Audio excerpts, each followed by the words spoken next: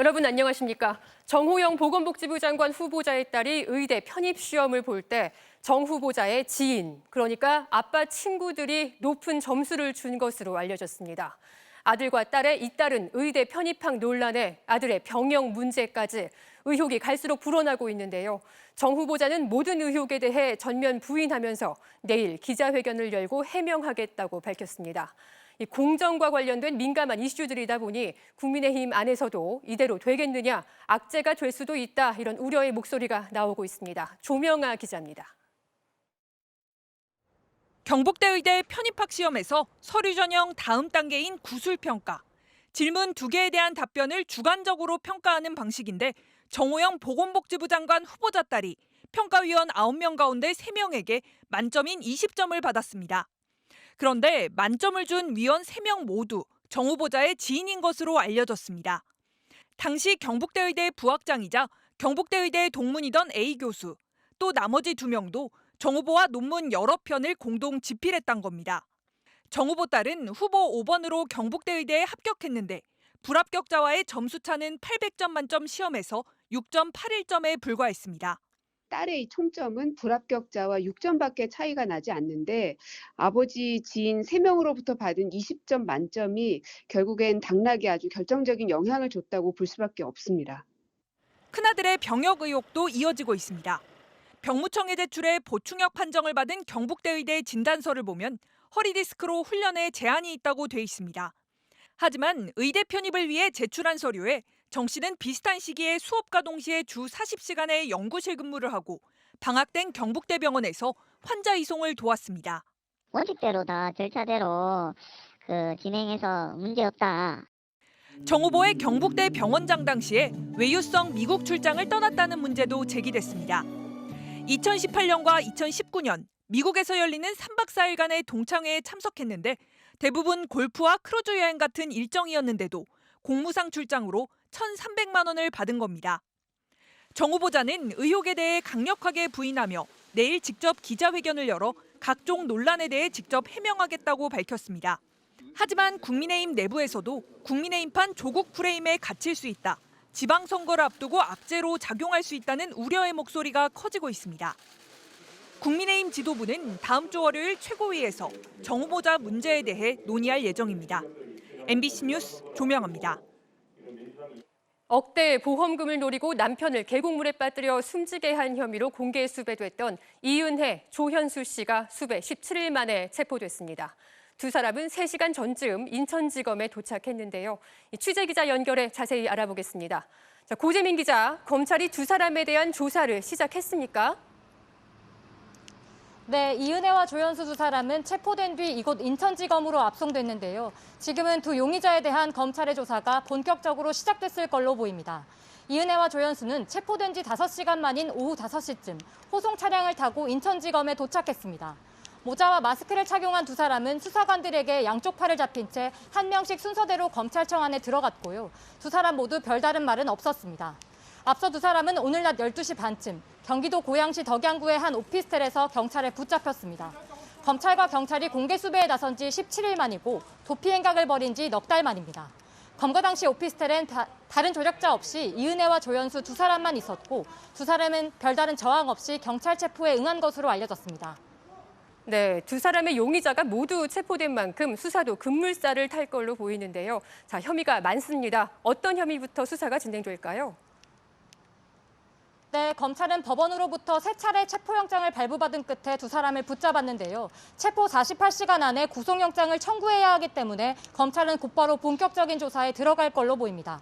두 사람은 지난 2019년 6월 경기도 가평군 용소계곡에서 이 씨의 남편을 계곡물에 빠뜨려 숨지게 한 혐의를 받고 있습니다.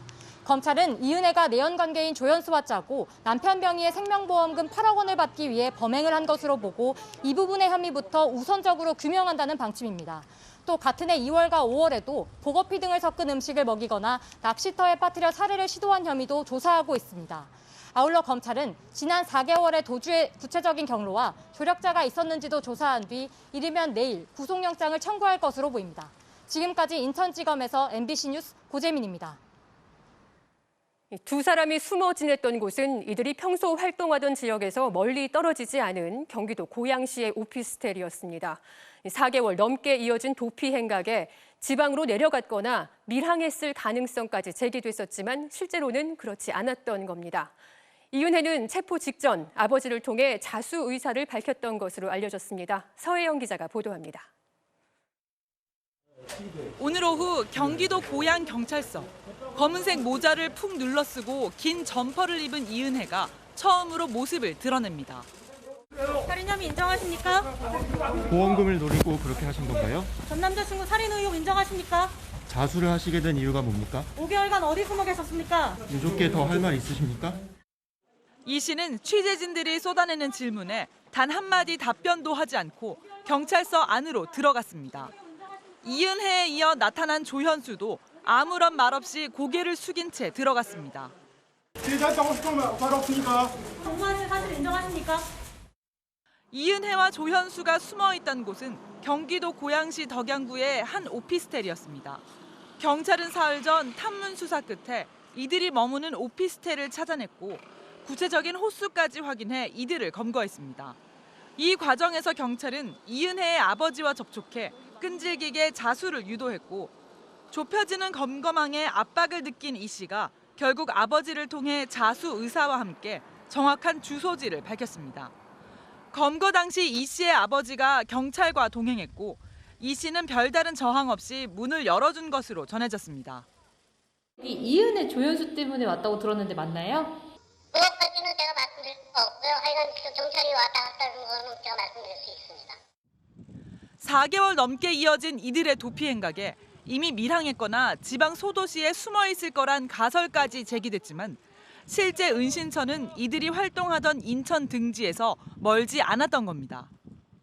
범죄자들의 특성상 컴포트 존이라고 합니다. 범죄자들이 편하게 느끼고 잘 아는 곳, 그곳을 찾아서 도주하는 그런 범죄자들의 습성이 있기 때문에 검찰은 이들이 신용카드나 휴대폰 등을 사용한 흔적 없이 장기간 도피 생활을 한 만큼 조력자 여부에 대해서도 수사할 방침입니다. MBC 뉴스 서혜연입니다. 한동훈 법무부 장관 후보자 지명과 검찰 수사권 분리를 놓고 여야의 긴장감이 고조되고 있습니다. 더불어민주당에선 한 후보자에 대한 인사청문회를 거부해야 한다는 주장까지 나왔습니다. 김민찬 기자가 전해드립니다. 인사청문회 준비를 위한 첫 출근부터 민주당의 검찰 수사권 폐지 추진을 거세게 비난한 한동훈 후보자. 지난 5년간 무슨 일이 있었길래 이렇게 명분 없는 야반 도주구까지 벌여야 되는지 국민들께서 많이 궁금해하실 거라고 생각합니다. 오늘은 출퇴근길을 공개하지 않고 인사청문 대비에 집중했습니다. 민주당은 한 후보자가 국회에 선전포고를 했다고 강하게 반발하며 일부에선 인사청문회 거부 주장까지 나왔습니다. 윤석열 당선인이 정치 보복을 예고했고 한 후보자 지명으로 검찰 권력을 사유화하려는 의도가 명백해진 만큼 청문회를 할 필요도 없다는 겁니다. 검찰의 수사 기소 분리 정책에 대해서 이게 자신이 어떻게든 막겠다라고 하는 확신법인 것 같아요. 청문회 자체에 진입하지 못하도록 하는 게 옳은 거 아닌가. 국민의힘 이준석 대표는 민주당은 빨리 수준 낮은 검수완박 논란을 포기하라고 한 후보자 주장에 힘을 실으며 인사청문 거부 주장은 민주당의 두려움이 느껴진다고 응수했습니다. 검찰 수사권 분리 법안을 놓고도 여야는 전략 구성에 몰두했습니다. 국민의힘은 필리버스터 등 모든 수단을 동원해 법 처리를 받겠다며 정의당을 향해 손을 내밀었습니다. 정의당 여영국 대표도 시기와 시기, 방식, 내용 다 부적절하다고 말씀을 하셨기 때문에 그런 기조가 계속해서 지켜주기를 기대하고 있습니다. 민주당은 필리버스터 종결에 필요한 180석을 확보하지 못하면 임시국회 회기를 2, 3일로 쪼개는 살라미 전술을 쓸 계획인데 이를 위해 국회의장의 동의와 협조를 요청하고 있습니다. 제일 관건이 이제 박병석 의장님이시죠. 그래서 지금 소통을 많이 하고 있는 걸로 알고 있습니다. 민주당은 다음 주 초에는 국회 법사위에서 검찰 수사권 분리 법안을 통과시킨다는 계획이라 긴장이 고조되고 있습니다. MBC 뉴스 김민찬입니다. 내일 모레부터는 사회적 거리 두기가 완전히 사라지죠. 코로나 감소세가 갈수록 뚜렷해지면서 시민들도 일상 회복에 대한 기대감으로 주말을 보냈습니다. 다만 아직 마스크가 남았죠. 해외에선 야외 마스크 규제가 풀린 곳들이 꽤 있는데 우리 방역 당국이 마지막까지 신중을 기하는 이유를 김정인 기자가 보도합니다. 오랜만에 친구, 가족과 고궁을 찾은 시민들은 일상 회복에 대한 기대감을 드러냈습니다. 나들이 할 수 있는 딱 기회가 돼서 그동안 너무 많이 답답했었거든요. 오랜만에 이제 박물관에 와서 기분이 좋아요. 다음 주부터는 결혼식이나 콘서트장에 300명 미만 인원 제한도 풀리는 등 방역 조치 대부분이 해제되지만 마스크 착용은 그대로 유지됩니다. 시민들의 의견은 엇갈리고 있습니다. 날씨가 너무 더워지면 마스크 안에 땀도 차고 얼굴 보면서 얘기를 하고 싶은데 마스크도 빨리 벗는 시대가 왔으면 좋겠고. 근데 아직까지 계속 확진자가 나오고 있는 상태라서 어느 정도 조심해야 되니까 잘 지켜야 될 것 같아요. 코로나 신규 확진자는 10만 7,916명. 최근 감소세는 뚜렷하지만 여전히 지난 한 주간 일일 신규 환자는 평균 14만 명이 넘습니다. 정부는 일단 실내에선 공기나 비말로 인한 바이러스 전파 위험을 막기 위해 마스크를 계속 써야 한다고 밝혔습니다. 재유행으로 갈 수 있는 위험 등 그런 위험들이 있기 때문에 가장 위험한 실내 밀폐된 공간에서의 마스크 착용은 당분간 지속할 필요가 있다. 전파 위험을 막는 효과도 효과지만 마스크까지 한꺼번에 풀 경우 방역 긴장감이 급격히 떨어질 수 있다는 판단도 크게 작용했습니다. 다만 바깥에서는 마스크를 벗는 방안을 조심스럽게 검토하고 있습니다. 해외에선 미국이나 영국, 일본 등에 이어 최근에는 프랑스나 싱가포르에서도 실외 마스크 착용을 강제하지 않고 있습니다. 정부는 앞으로 2주간 상황을 지켜본 뒤 5월 초 실외 마스크 착용 여부를 다시 검토하기로 했습니다. 또 고위험군이 많은 요양시설에 대해서도 면회나 외출 금지 등의 방역 조치를 당분간 유지하면서 신중하게 완화 여부를 판단하겠다고 밝혔습니다. MBC 뉴스 김정인입니다. 일상 회복에 대한 기대감은 자영업자들도 마찬가지입니다. 다시 자유롭게 손님 맞을 준비를 하느라 바쁜 주말을 보냈는데요. 그런데 당장 새벽 영업을 시작하려고 해도 일할 사람을 구할 수가 없어서 걱정이라고 합니다. 어떻게 된 사정인지 임상재 기자가 취재했습니다. 확연한 감소세로 접어든 코로나. 이틀 뒤부터는 인원수를 맞출 필요도 시간에 쫓길 이유도 없습니다. 12시 이후에 이제 치킨집이나 그런 데 가서 이제 먹으면서 축구도 보고 그런 걸 하고 싶어요. 손님 맞을 준비에 음식점들도 바빠졌습니다. 줄였던 식재료를 채워놓고 테이블 배치도 바꿔야 합니다. 한 잔만 더 마시자는 손님과 매일 밤 실랑이를 벌였던 주점들은 당장 월요일부터 새벽 장사를 시작할 계획입니다. 무조건 이제 시간은 늘려야죠. 기존 3시까지요. 네. 그런데 새벽까지 장사를 하고 싶어도 걱정이 앞섭니다. 코로나 때문에 직원 수를 확 줄였는데 다시 구하려니 이젠 일하겠다는 사람이 없는 겁니다. 그동안 사람을 다 내보냈단 말이에요. 내보냈는데 2, 3일 전부터 지금 광고를 나가고 있죠. 뭐 전화 한 통화도 안 와요, 지금. 최저임금보다 훨씬 높은 시급 13,000원. 300만 원이 넘는 월급을 제시해도 지금은 사람 구하기가 하늘의 별 따기입니다.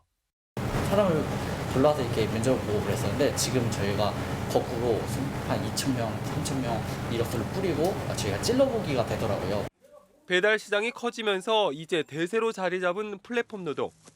거기에 코로나 때문에 고국으로 돌아간 외국인 노동자들의 빈자리도 큰 탓입니다. 다 이제는 배달 라이더스로 이제는 하시는 경우도 있고 제 주위에서도 많이 그쪽으로 이제는 하고 계신 분들 계시니까요. 옛날에는 이제 외국인이 많이 들어왔는데 외국인도 안 들어오지.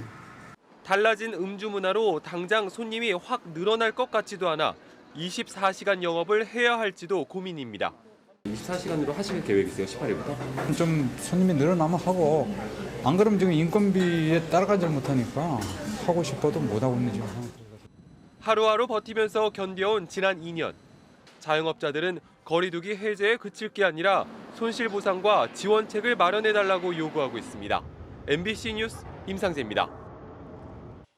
4월 16일, 오늘은 세월호 참사로 단원고 학생 등 304명이 희생된 지 8년이 되는 날입니다. 단원고가 있는 경기도 안산과 사고 해역이 있는 전남 진도 등 전국에서 이들의 희생을 기억하는 행사가 잇따라 열렸습니다. 먼저 김상훈 기자가 보도합니다.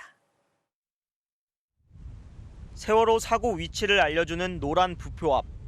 엄마는 작은 꽃잎들을 떼어 바다에 띄웁니다. 아이들의 추억이 담긴 단원고 교정에서 가져온 벚꽃입니다. 여느 봄날처럼 하늘에서도 꽃과 함께 사진도 찍고 행복하라는 마음이 담겼습니다.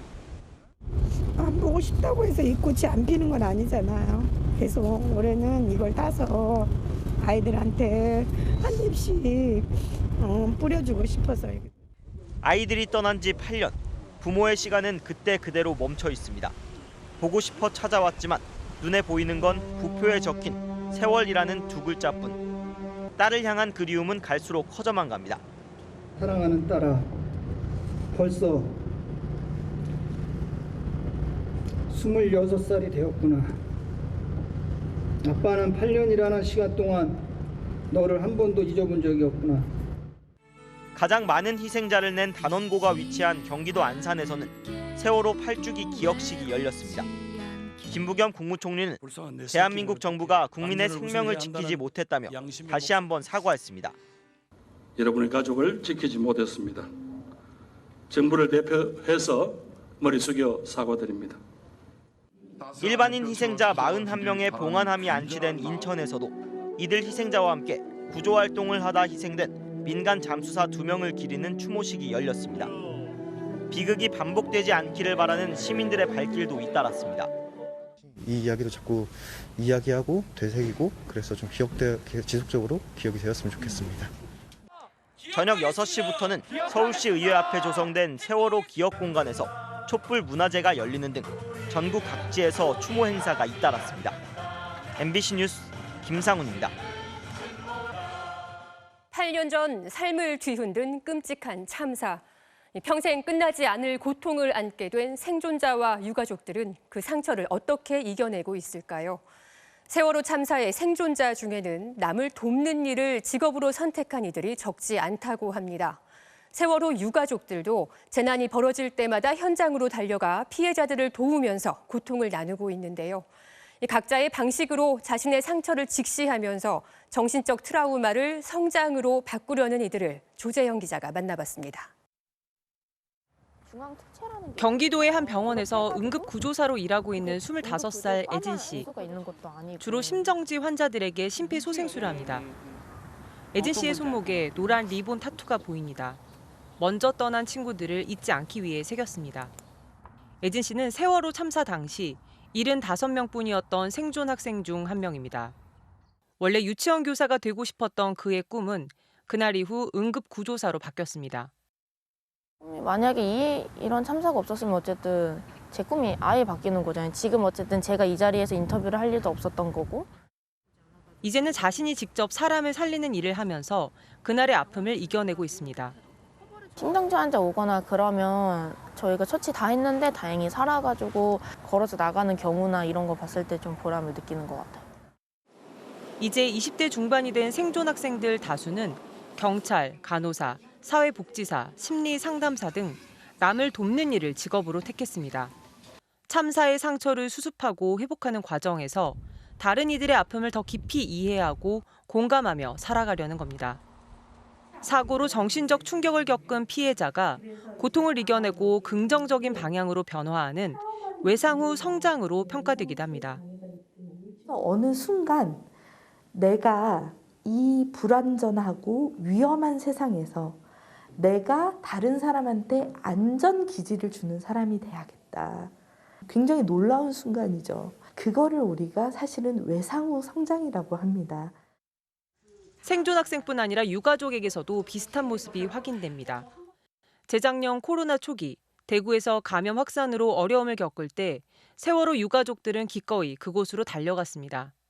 울진 산불이나 구례 홍수 같은 재난 현장도 어김없이 찾아가 아픔을 함께했습니다. 공부를 되게 많이 해요. 이런 큰 일을 겪었을 때 옆에 가서 이야기 들어주고 손잡아주고 연대해줄 수 있는 사람이 되자. 그렇다고 아픔이 가신 건 아닙니다. 세월호 유가족과 생존자를 7년간 추적 연구한 백서. 세월이 흐르면서 우울 증상과 불안 문제가 조금은 나아지는 것 같아 보여도 일반인과 비교해보면 여전히 훨씬 나쁜 수준이었습니다. 애들이 와서 웅성웅성거리는 소리 들면 또 무의식적 중에 따라가기도 하고 그러고 어느 때는 집을 못 찾아온 적도 있어요. 특히 유가족들의 알코올 의존 문제는 아무리 시간이 지나도 나아지지 않았습니다. 술을 굉장히 많이 드시면서 행동적으로 어떤 문제가 있고 충동성이 높아지시는 분들도 계실 거고요.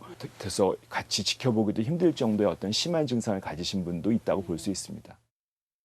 치유될 수 없는 끔찍한 고통을 안고 살면서도 더 이상의 같은 아픔은 없어야 하기에 다른 이들의 고통도 나눠지려는 사람들. 시간이 흐르면 참사도 잊혀지는 거라는 우리 안의 또 다른 생각들에 끊임없는 질문을 던집니다.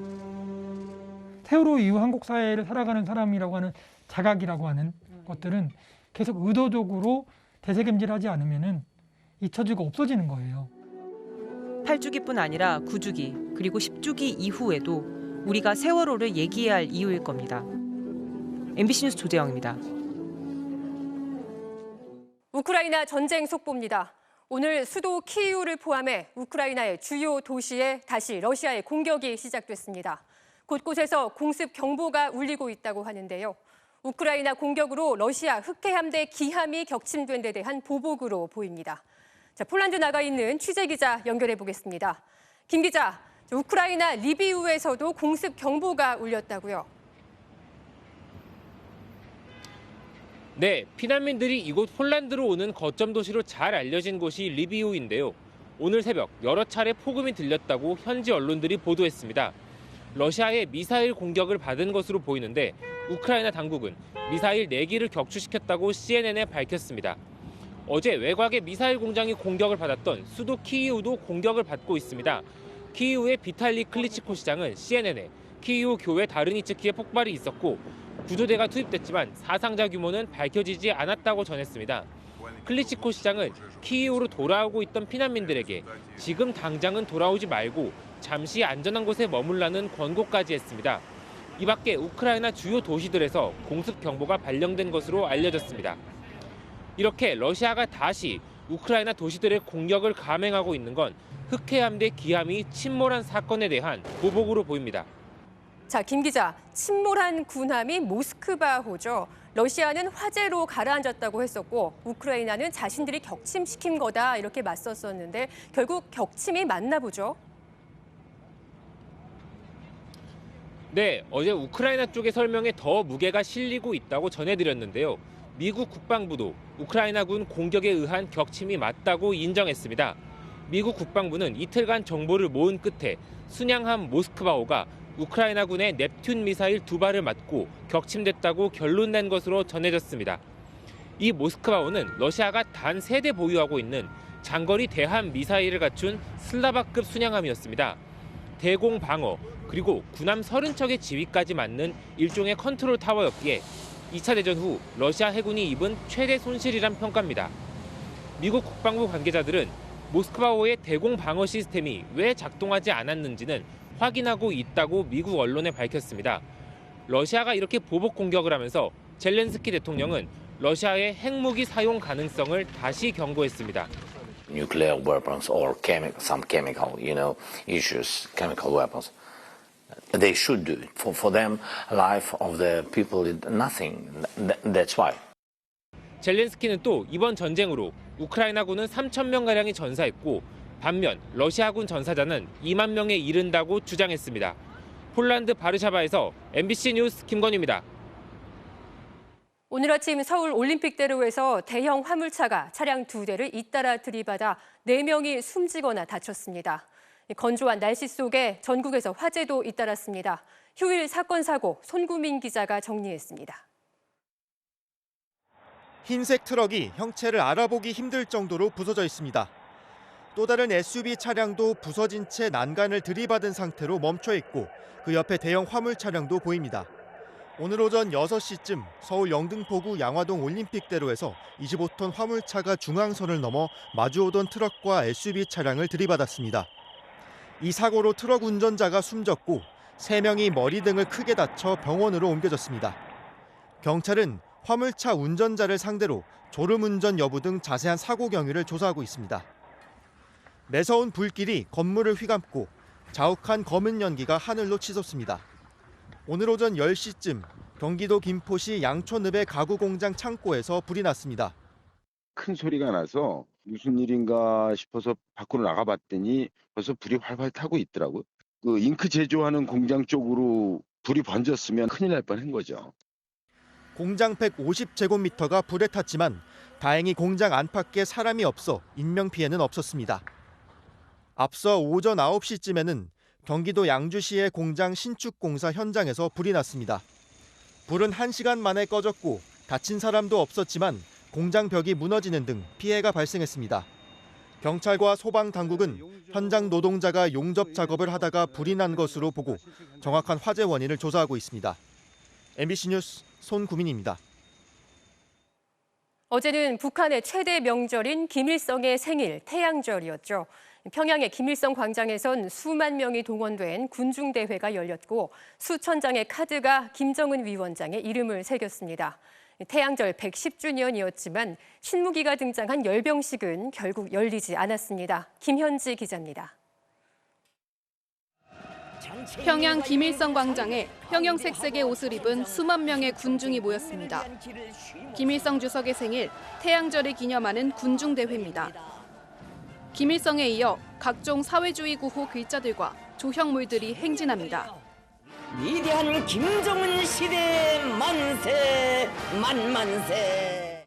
대회의 절정은 김정은 위원장이 내려다보는 가운데 수천 개의 카드가 만들어낸 거대한 김정은 글자, 완성 단계에 이른 김정은 우상화를 상징합니다. 군중대회를 관람한 김 위원장은 부인 리설주와 함께 김일성과 김정일의 시신이 안치된 금수산 태양궁전을 찾아 참배했습니다. 코로나가 심각했던 재작년과 달리 작년에 이어 올해에도 태양궁전을 찾은 겁니다. 반면 예상됐던 열병식은 없었습니다. 북한은 5년과 10년 단위로 이른바 꺾이는 태양절엔 열병식을 감행해 지난 2012년 100번째 태양절엔 ICBM급 화성 13호 미사일을 공개했습니다. 2017년 105번째 태양절에도 일본 열도를 가로질러 날아갔던 화성 12형 미사일 등 신형 미사일 3종을 공개한 바 있습니다. 열병식이 없었던 건 올해가 김정은의 집권 10주년인 것과도 관계가 있습니다. 경제 건설도 강조할 시점이었기 때문인데 실제로 코로나로 미뤄졌던 각종 건설 사업이 올해 활발해졌고 김 위원장은 건설 행사에 올해 7번 참석했습니다. 일종의 그 군사적 무력 시이기 때문에 효과의 성격상 태양절보다도 4.25 조선인민혁명군 90돌이 더욱더 낫지 않을까 그런 자체 판단 속에서 한미연합훈련이 이달 말까지 이어지는 것도 북한으로선 도발 시점을 저울질할 변수가 될 것으로 보입니다. MBC 뉴스 김현지입니다. 최근 장애인 이동권 문제에 대한 사회적 논의가 활발해지고 있죠. 장애란 무엇인지, 함께 살아간다는 건 어떤 의미인지 다시금 생각해보게 하는데요. 이런 고민을 담은 독립영화가 한편 있습니다. 교통사고로 어느 날 갑자기 장애인이 된 감독의 실제 경험이 담겨 있는데요. 조국현 기자가 만나봤습니다. 설 수도 걸을 수도 없습니다. 누군가의 도움 없이는 이동이 불가능합니다. 장애인 콜택시, 장콜이 있지만 경증 장애인으로 등록된 그에겐 그림의 떡일 뿐입니다. 그래서 차로 10분이면 닿을 곳에 가기 위해 오늘도 1시간을 허비합니다. 장골 나면 지역마다 의사 진단서 첨부해야 돼. 근데 병원과 또 이걸 쳐서야 되는데 이게 쓰는 게 어렵고. 12년 전 교통사고로 하루아침에 장애인이 된 뒤 마주한 세상은 문턱의 연속이었습니다. 그 문턱을 하나하나 넘으며 글로 써내려간 울분과 답답함은 이제 영화로 태어났습니다.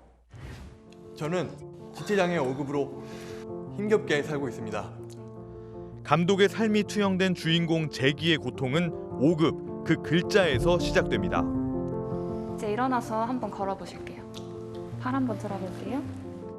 거동할 수 없는 중증 장애에도 경증으로 분류된 장애 등급 판정의 허술함, 취업은 고사하고 꺾어진 지팡이 하나 바꾸지 못하는 신세가 됩니다. 이제 5급은 지원이 안 되는데 사실상 유일한 이동수단인 장애인 콜택시도 중증 장애인만 쓸 수 있어 이용할 수가 없습니다. 제도의 허점을 파고들어 이용하는 사람들까지. 감독은 장애인들이 어려움을 겪는 진짜 원인은 차별이라고 말합니다. 몸이 불편해서가 아니라 차별을 통해 사회에서 배제되면서 장애인이 된다는 겁니다. 요즘 아이들은 아주 장애인 보면 무서워요. 주변에 없으니까. 근데 우리 장애인들을 불쌍한 사람 보지 말고 함께 살 존재로 보면 비장애인의 속도와 신체에 맞춰 이뤄진 물리적 공간과 제도. 복지식당은 함께 살아간다는 것의 의미와 방법을 찾고자 하는 이들이 모여 만들었습니다.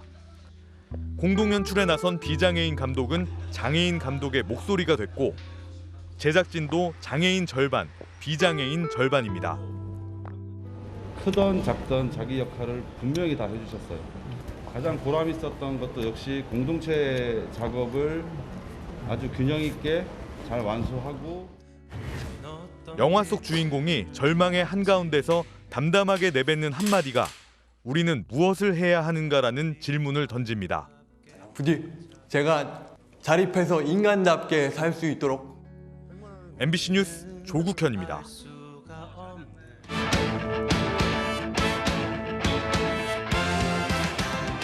토요일 밤 스포츠 뉴스입니다. 올 시즌 초반 독보적인 1위를 달리고 있는 SSG가 삼성을 꺾고 다시 연승 행진을 시작했습니다. 한효섬과 노경은 선수가 오늘도 투타에서 맹활약을 펼쳤습니다. 송기성 기자입니다. 올 시즌 12경기에서 개막 10연승 포함 11승 1패를 기록 중인 SSG. 무서운 상승세는 오늘도 이어졌습니다. 1회 1사 만루에서 최조한이 우전 안타를 때려내 선취점을 올렸고 크론의 외야 뜬 공을 구자욱이 잡은 뒤 떨어뜨린 걸 놓치지 않고 최정이 홈을 파고들어 한 점을 더 뽑아냈습니다.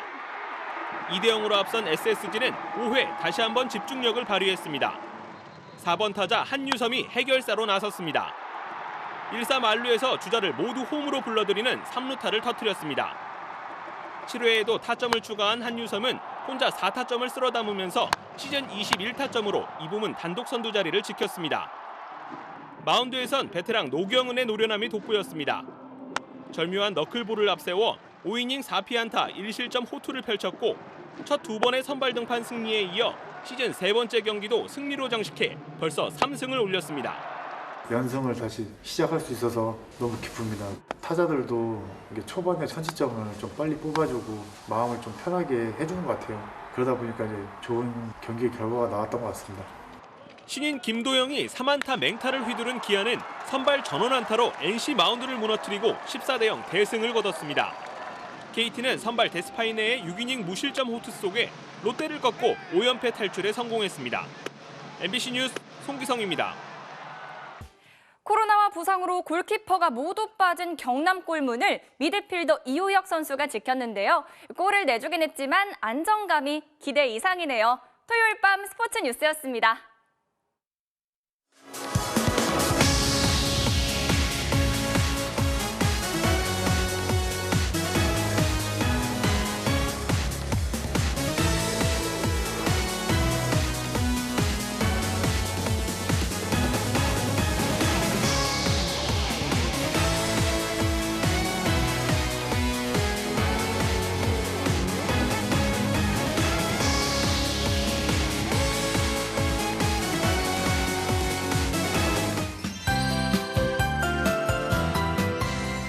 주말 가까운 곳이라도 야외를 찾으신 분들이 참 많았을 것 같습니다. 오늘 서울도 한 폭의 수채화 같은 날씨가 그려졌고요.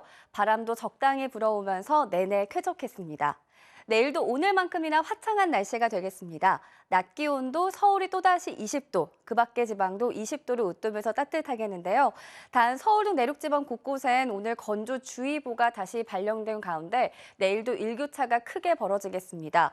기온차가 크면 대기 중에 습도가 더 낮아지기 때문에 산불 조심에 더욱더 신경을 쓰셔야겠습니다. 내일도 전국이 대체로 맑다가 밤부터 구름의 양이 늘어나겠고요. 오전과 밤 시간대 수도권과 충청, 전북 지방에서는 일시적으로 미세먼지 농도가 높아질 수 있겠는데요. 크게 걱정할 정도는 아니겠습니다. 동해안과 제주 해안에서는 너울성 파도를 조심하셔야겠습니다. 내일 아침 기온을 보시면 서울이 7도, 대구 7도 등으로 오늘과 비슷한 분포를 보이겠고요. 낮 기온도 서울이 20도, 강릉과 대전 22도, 광주와 대구 23도 안팎까지 오르겠습니다. 당분간 뚜렷한 비 소식 없이 갈수록 더 건조해지겠고요. 기온은 꾸준히 오름세를 보일 전망입니다. 날씨였습니다. 4월 16일 뉴스데스크 마칩니다. 함께해 주신 여러분 고맙습니다.